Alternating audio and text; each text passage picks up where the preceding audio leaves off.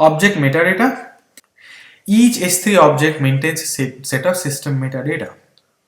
These metadata information are used by application programs to perform certain operations based on this data.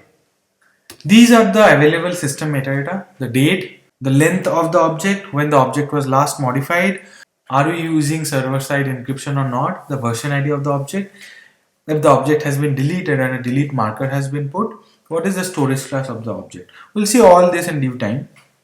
First of all, storage class. Each object has a storage class associated with it.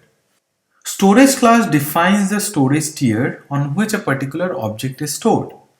Price, availability, and durability are set at storage class level.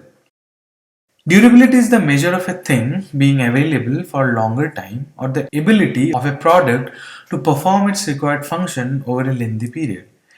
Availability is the measure of how frequent a product will be available over a certain period of time.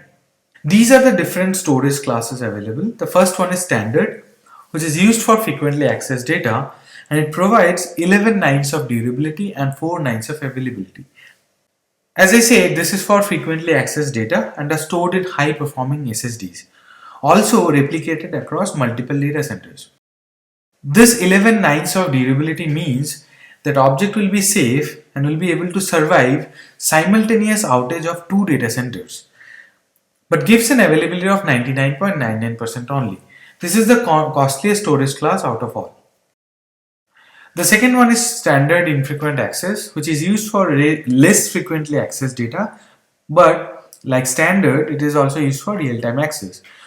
This also provides 11 nines of durability, but only 3 nines of availability. That means 99.9% of availability. For infrequent access storage class, data might be stored in a low performing SSDs. And finally, we have reduced redundancy. This is mainly for non-critical data which can be reproduced. This storage class actually provides lesser durability, but as I say, it's same amount of availability.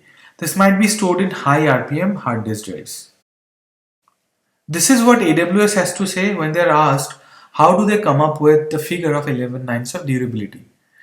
So they say if you store 10,000 objects with us, on average you may lose one of them every 10 million years or so. The storage is designed in such a way that we can sustain the concurrent loss of data in 2 separate storage facilities. Here a different storage class comparison. Glacier storage class cannot be managed with S3.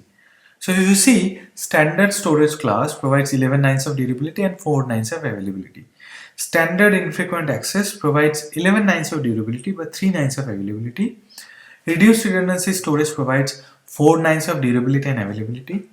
Glacier provides 11 nines of durability and 4 nines of availability. But this Glacier is for archival storage. They do not provide real-time access.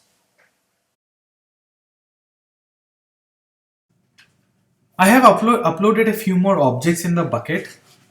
We have already seen how to change the permission of an object. Click on the object and then go to the permissions tab. For public access, click on everyone and whatever access you want to provide. So we'll provide read object access. There's one more permission which you can provide. You can add an account. You'll have to provide the account ID or email address here, and then you have to mention whatever access or permission you want to provide. Either you want to provide read object or read object permissions or write object permissions. So using this section, you can provide separate permissions or additional permissions to other AWS accounts. This section is showing you what storage class is being used by all the objects. By default, when you create or upload an object in a bucket, they use standard storage class. You can use lifecycle management to change the storage class. Also, you can change the storage class by clicking on the object. Go to properties and then click on storage class. So if you see this default storage class is standard, you can change it to standard infrequent access or reduced redundancy. Click on the storage class and then save. Now the storage class for this object has been changed to standard infrequent access. Similarly, you can change the storage class of other object also. I have changed the storage class of Andromeda Galaxy to reduced redundancy. You can see that the storage classes of these two objects have been changed. You can change the storage class while uploading objects also. Let me show you how to do that. Click on upload, add the files. Till now, I have been doing this and then clicked on upload. What you can do is click next. You can set the permission here also. Click next, then it asks for properties. So in the properties, it asks for storage class and encryption.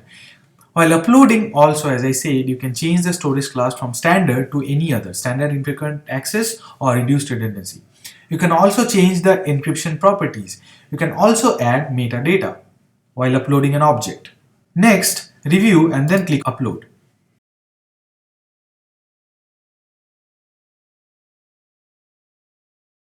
So this object taking underscore energy has been uploaded with reduced redundancy storage class. Let's see how you add custom metadata to a particular object. Click on the object, go to properties and then click on metadata. The content type is already added by S3. You can add custom metadata from our end. So to add a custom metadata, click on this portion and then XAMZ meta. You have to add something here. Let's say I want to add application and I give it a name AWS-S3. Click on save. So this metadata has been added to the object. How do you see this? Click on metadata and then you'll be able to see one system and one custom metadata which you have added.